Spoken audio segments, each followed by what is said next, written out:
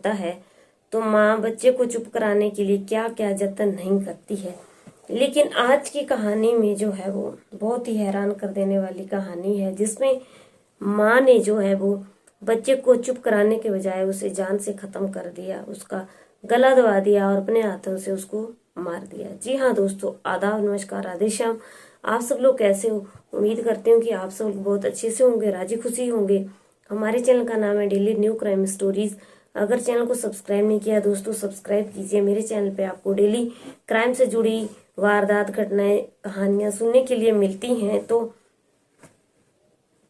आज की कहानी जो है वो, आज की वारदात, आज की घटना है झारखंड के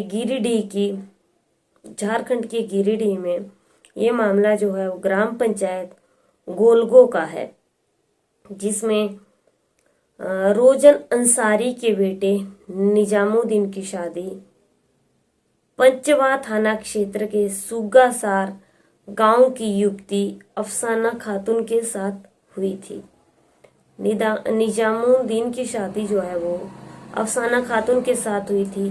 बता दें कि अफसाना खातून जो है वो 6 साल पहले निजामुद्दीन के साथ शादी की थी।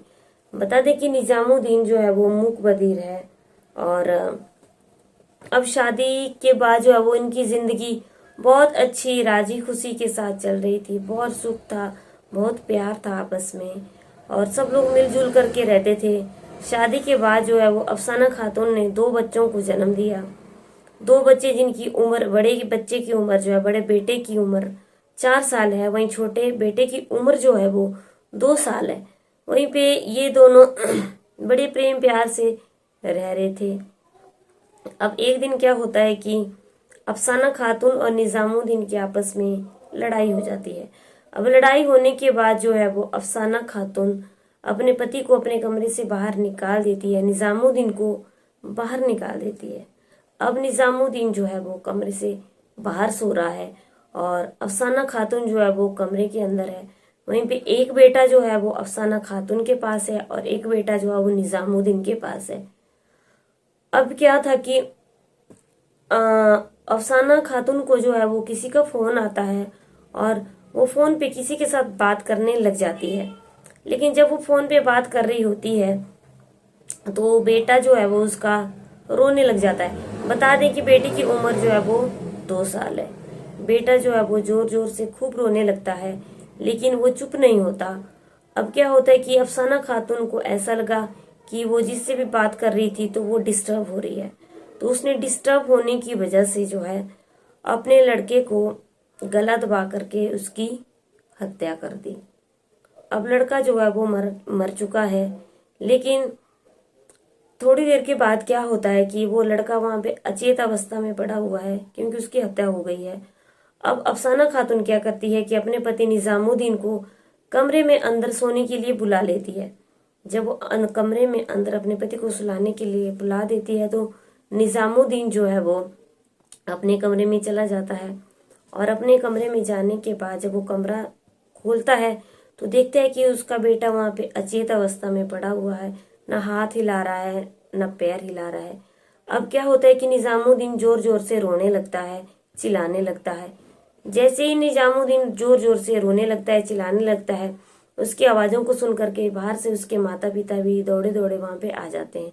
जब माता पिता वहां पे दौड़े दौड़े आ जाते हैं तो वो देखते हैं कि वो उनका बेटा जो है वो अचेत अवस्था में पड़ा हुआ है। अब क्या होता है कि अफसाना खातून और वो सब लोग जो हैं वो उसको, बेटे को लेकर के हॉस्पिटल चले जाते हैं। लेकिन हॉस्पिटल जाकर के क्या होता है कि डॉक्टर काफी हिलाते डुलाते हैं, लेकिन पता चलता है कि लड़के की जो है वो मौत हो चुकी है। अब क्या होता है कि अफसाना खातून के जो ससुर हैं रोजन अंसारी, वो पुलिस में कंप्लेन कर देते हैं कि उनकी बहू ने उनके पोते को जान से मार डाला है।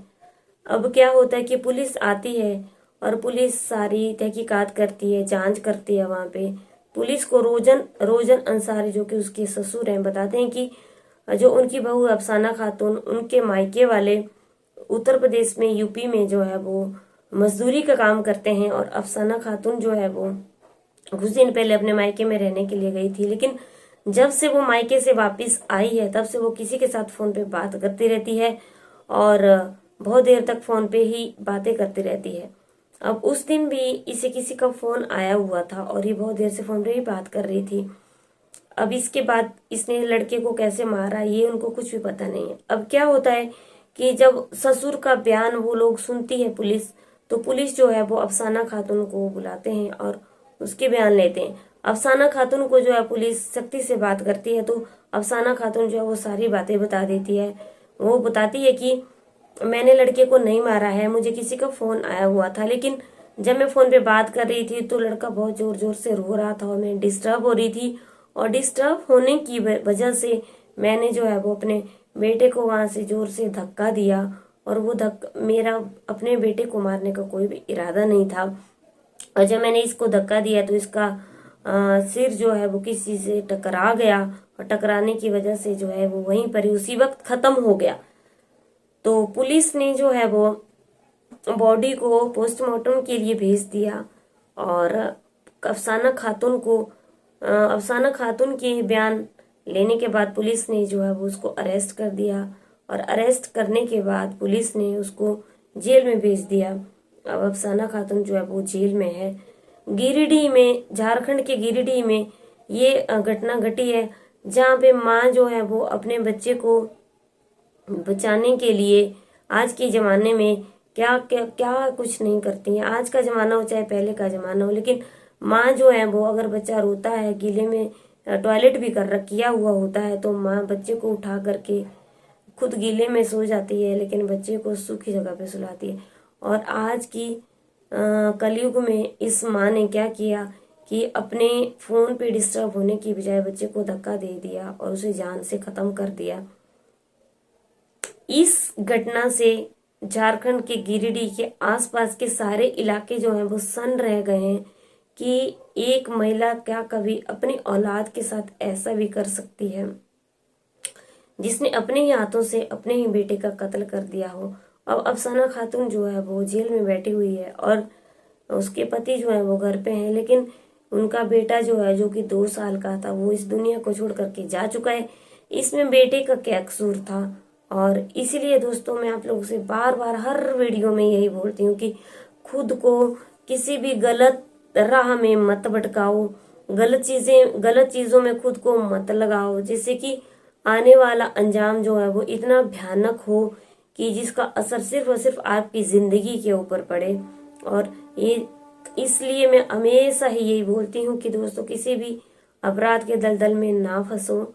आज की कहानी से हमें क्या सीख मिलती है?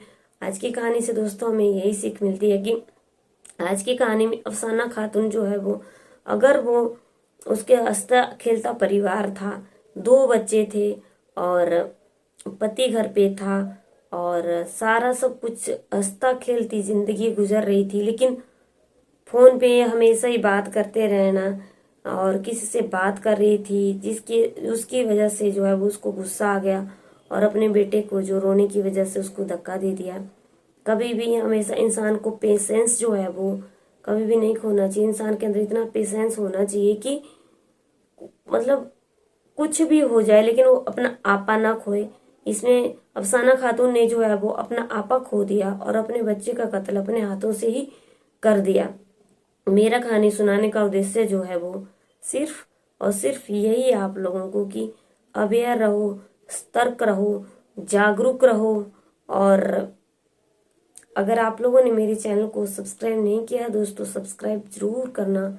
आपको रोज ऐसी ही घटनाएं सुनने के लिए मेरे चैनल पे मिलेंगी। और अगर मेरे से कोई गलती हो गई हो तो मैं आप लोगों से हाथ जोड़ करके माफ़ी मांगती हूँ। मेरा उद्देश्य कहानी को सुनाना, किसी को हर्ट करना नहीं है, बल्कि आप लोगों को एक सचेत करना है, जागरूक करना है। उम्मीद करती हूँ आप लोगों को मेरी कहानी पसंद आई होगी। दोस्तों पसंद आई है तो जरूर चैनल को सब्सक्राइब कर देना। आप लोग कहानी तो पूरी सुन लेते हो लेकिन चैनल को सब्सक्राइब नहीं करते हो। हम आप लोगों के लिए नई नई कहानियाँ, अपराधों से भरी हुई कहानियाँ लेकर के आते हैं। तो बता दूं कि आज की कहानी जो थी वो थी झारखंड के गिरिडीह की, जहाँ पे एक माँ ने अपने ही 2 साल के बेटे का बड़ी बुरी तरह से जो है वो कत्ल कर दिया, मार डाला। चलिए दोस्तों, कल के गाने में आप लोगों से फिर से मुलाकात होती है। बने रहिए मेरे चैनल पे, तब तक के लिए जय हिंद, जय भारत।